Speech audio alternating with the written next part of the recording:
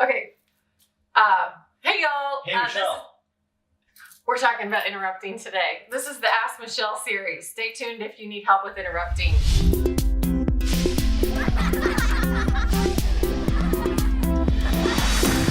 So we have a listener question. This drives me crazy. We are talking and my son continues to interrupt. What am I supposed to do with that? Okay, this is another maddening behavior for us parents, is the whole interrupting thing.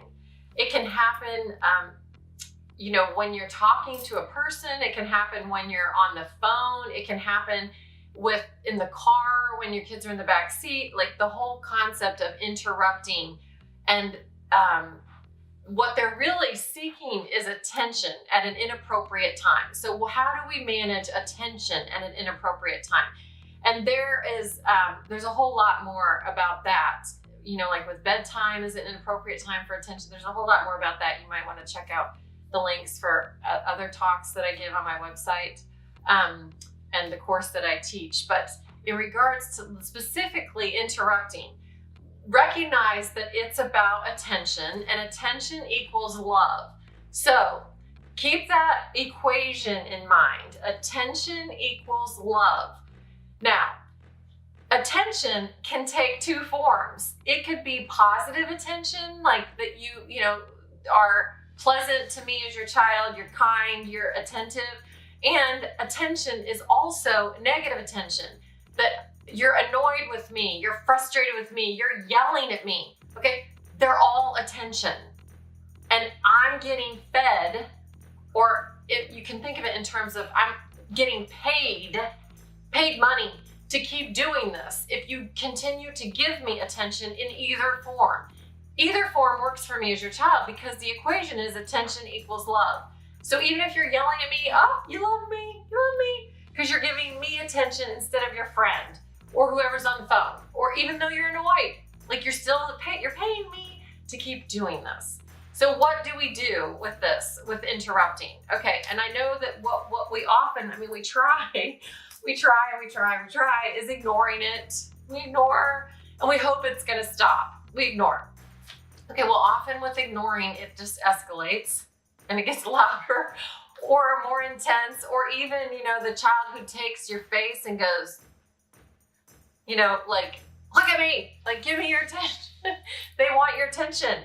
They want your love. They need to know that you still love me, even though you're talking to your friend, or you're talking to daddy, or you're talking to mommy, or whatever it is, you're on the phone. So that's why they do it. That's their motivation, is I just need to know you love me. And so what we as parents need to do is give them that love without giving them the full meal deal, without giving them our attention, because when we do it, we pay them to interrupt again. So what do I mean by that? I mean, if your child starts to interrupt you, what I would encourage you to do is take the hand, hold the hand, rub it. Do not look at them, no eye contact. Do not say a word to them. Just take the hand. Mommy. Okay, just take the hand. Continue your conversation with whomever that is till there's a pause in it, till there's a moment where you can pause, and then say to your child, what is it that you wanted? Thank you for waiting. What is it that you want to say to mommy? Thank you for your patience, even if they weren't patient. Okay, just acknowledge, thank you for your patience, even if they were just over here, like, okay, thank you for your patience. What is it that you want to say? Because then they learn then to wait until an appropriate break in the conversation. This isn't meant to hold them off forever, but appropriate break, so that then they will be attended to. And they learn then that I will be attended to, and that my mom or my dad will respond to me, and I don't have to keep at this hairy pace trying to get their attention. And they're feeling loved because you're holding their hand, or you're stroking their hair, or you're pulling them in, giving them a hug, rubbing their back, whatever it is that's loving to them. Now, this sounds a whole lot easier than it is to execute. In fact, it's quite hard to execute. And I've been doing this for years, 20 years teaching this in this course that I deliver. And I can tell you predictably what happens, okay? Because in these moments that our children are interrupting us, we are annoyed, freaking annoyed. Okay, you're freaking annoyed. And it's hard to be loving when you're annoyed. So what happens then is you'll like grab the kid's hand or you'll pull them in. Okay, that's not going to end it. They aren't going to stop unless they really do feel your soft love, that you really are loving them. And I demonstrate this. We do role plays. I tell parents, I'm going to be your child and I'm going to be interrupting you. I'm 4. And I say, don't pat me. Do not pat me. Don't pat me, because patting feels like a dog. And I don't want you to pat me because I'm not going to stop. I don't feel your love. I'm not feeling the love. Not feeling love when you pat me.